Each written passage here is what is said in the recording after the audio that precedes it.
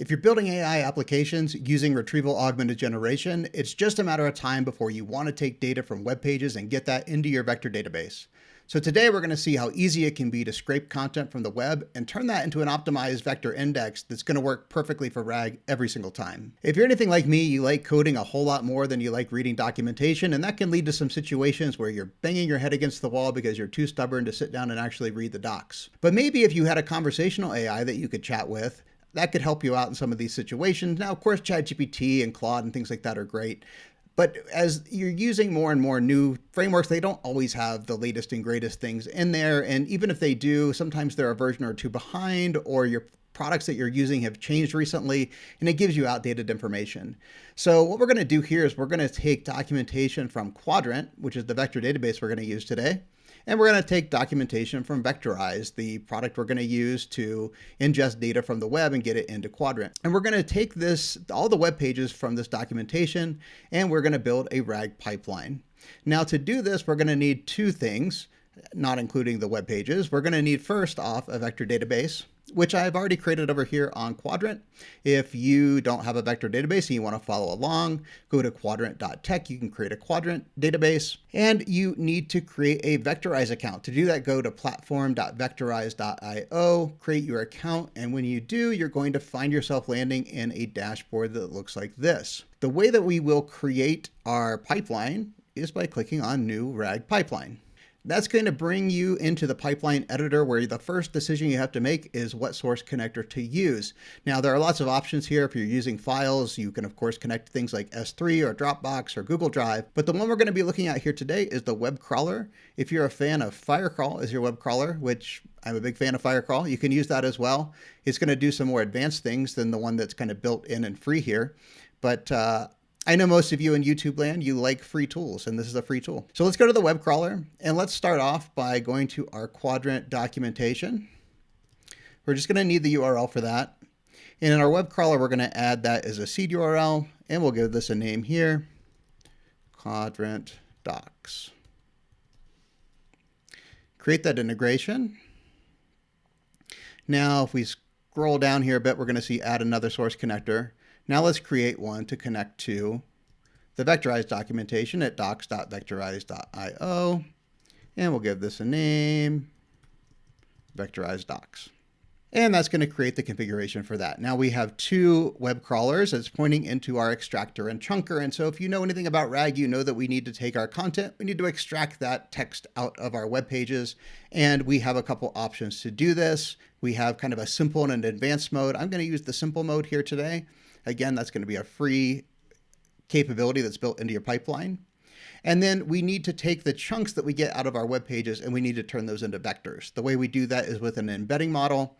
And for our embedding model, we're going to use an AI platform like OpenAI or Voyage AI. If you're on AWS or Google, you want to use Vertex or Bedrock, that's perfectly okay too. The way that you're going to set this up is you're going to grab your OpenAI key, your API key from OpenAI. You're going to put that in here. You can give it any name that you want. And then when you're done, you're going to end up with something that looks like this, where we can pick our embedding model that we want to use. And finally, we need to set up our vector database. I'm going to use Quadrant appropriately since we're looking at the Quadrant documentation. If you are following along, you are going to need a host and an API key. And you're going to find that on Quadrant right over here. If you come into your clusters, go to the cluster that you've created. And right up here is going to be your host. This is what you're going to paste into Vectorize. Here on this API Keys tab, you're going to see there's a Create button over here on the right. Click on that, create your API key, and when you're done, come back here, paste these in, give your connector a name. And once you're done with that, you're going to see something that looks like this, where we have our source connectors to the extractor, to the embedder. The last thing we need to do here is to tell Quadrant what we want our collection to be named. So let's just give this a name like Combined Docs. Now, I'll show you really quick over here on Quadrant. I don't have any collections in my cluster, so Vectorize is going to automatically create this for us. And now let's go ahead and deploy our pipeline up here. Before it's going to deploy, it's going to ask us about a schedule and how often we want to check for updates, because documentation changes. One of the cool things with this pipeline is that we can tell it how often we want to go look for changes. Do we want to do that weekly, or just whenever we decide to, manually or real time. You've got lots of options here. I'm going to make it manual. I'll go and update this periodically whenever I want to. And then we will save this here. This is going to deploy our pipeline. While this is deploying, you'll see a screen like this. It's going to take maybe 15, 20 seconds, maybe a little bit more to get your pipeline fully deployed. That's because behind the scenes, we're spinning up redundant infrastructure, the things that you need to have a real production-ready pipeline.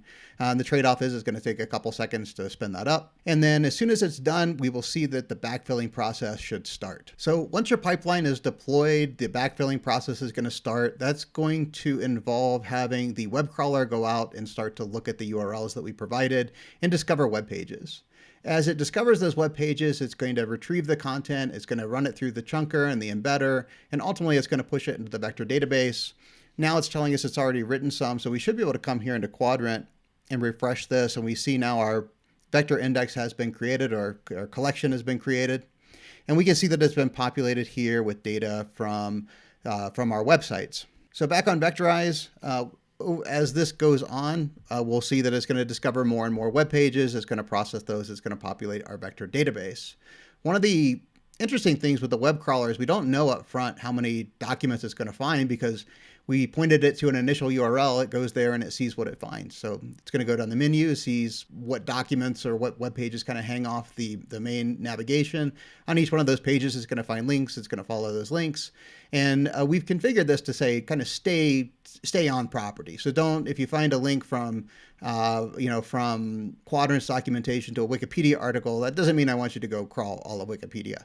We're going to stay within the Quadrant docs. We're going to stay within the vectorized docs. And here we can see that if we run into any errors, like in this case, we had some like special tokens, which just means that we probably had a web page that had some weird content on it. It's going to tell us what it found and the fact that it skipped over there.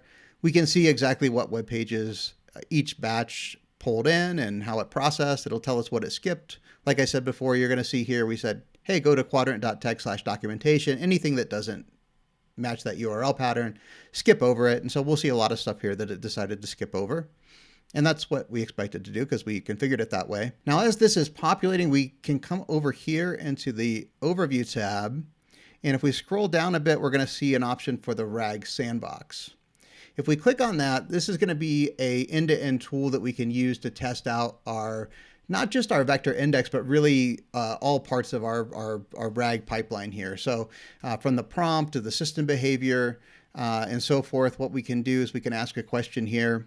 Like for example, in Quadrant, there are things called collections and shards. So maybe I have a question here like, what is the difference between a collection and a shard in Quadrant? So if we ask this, the first thing that we're going to see here on the retrieve context is going to go query Quadrant, and it's going to find whatever it finds. We can see exactly what comes back.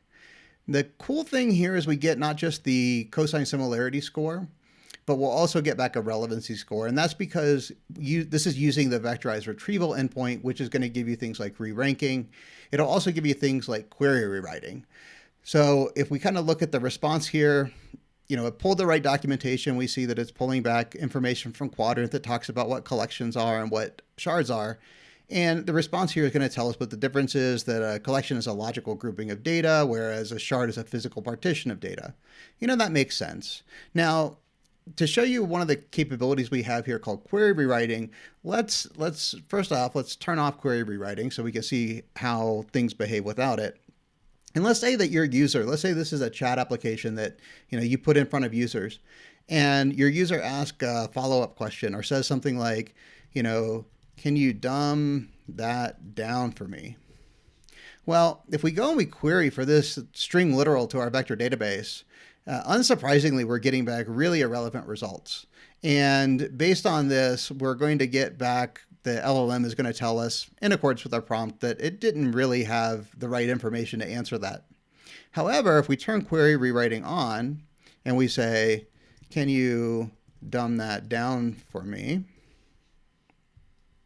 and we ask again, now the retrieval endpoint is automatically going to try to figure out a better search query. So instead of searching for, can you dumb that down for me, it's going to say, can you simplify the explanation of the difference between a collection and a shard quadrant? And of course, that's going to give us back now much more relevant information. And the LLM is going to use that relevant information to generate a better response. And that is really cool, in my opinion. So if you're happy with that, you play around in the RAG sandbox and you say, yep, this is working the way I want. I'm happy with the results I'm getting. That's the data that I wanted to get back from my database. You can come here to the Connect tab, and right here you'll see the retrieval endpoint. This is if you want built-in re-ranking, you want built-in query rewriting, if you want built-in vectorization of your input.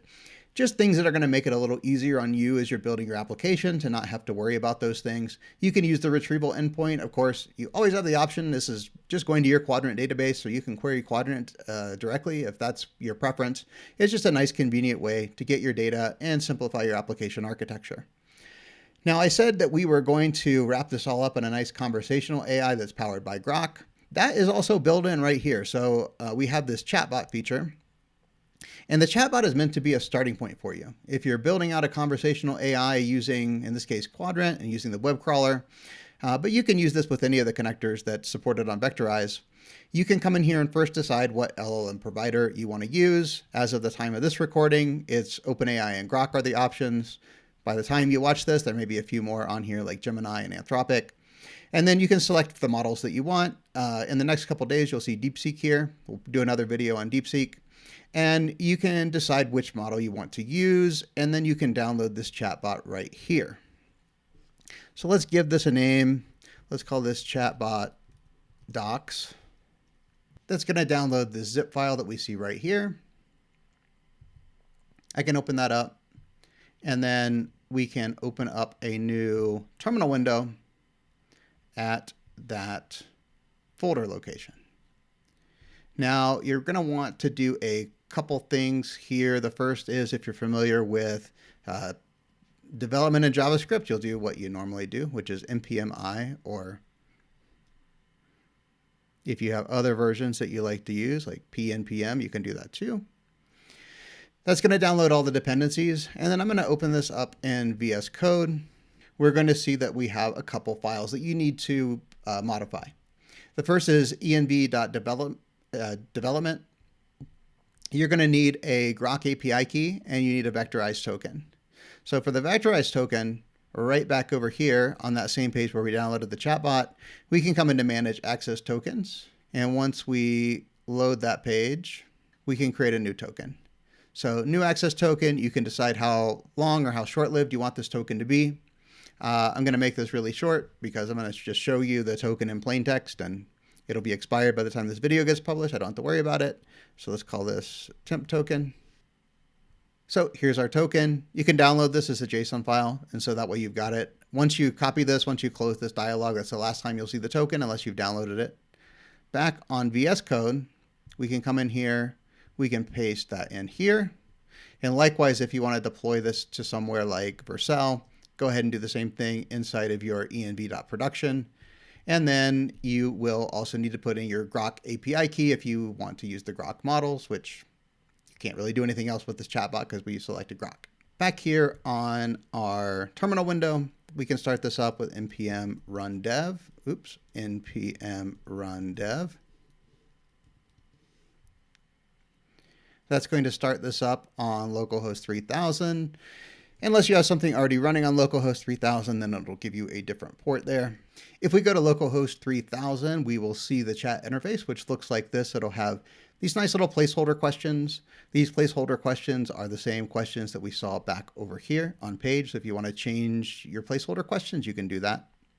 And then we can ask it a question like, what source connectors does Vectorize support? And this is going to now go out. It's going to query the vector database, come back with the most relevant questions or the most relevant context, and then the LLM is going to answer these for us. Now, because we're using Grok, Grok does have some fairly stringent rate limits. So if we ask another question too quickly on here, it will give us an error back and tell us that we I violated the rate limit, especially true if you're going to use the DeepSeek model once that's available. But if we give it a second and we ask another question like, what is the difference between collections and shards in quadrant? Hopefully we waited long enough, and that's going to go out and get the context from the vector database, and it's going to come back here and give us the response. And so now everything is working end to end. We have, as promised, ingested data from the documentation sites of Quadrant and Vectorize. We pushed that into our collection within Quadrant, and we wrapped it up in a nice conversational AI that's powered by Grok. So until next time, take care.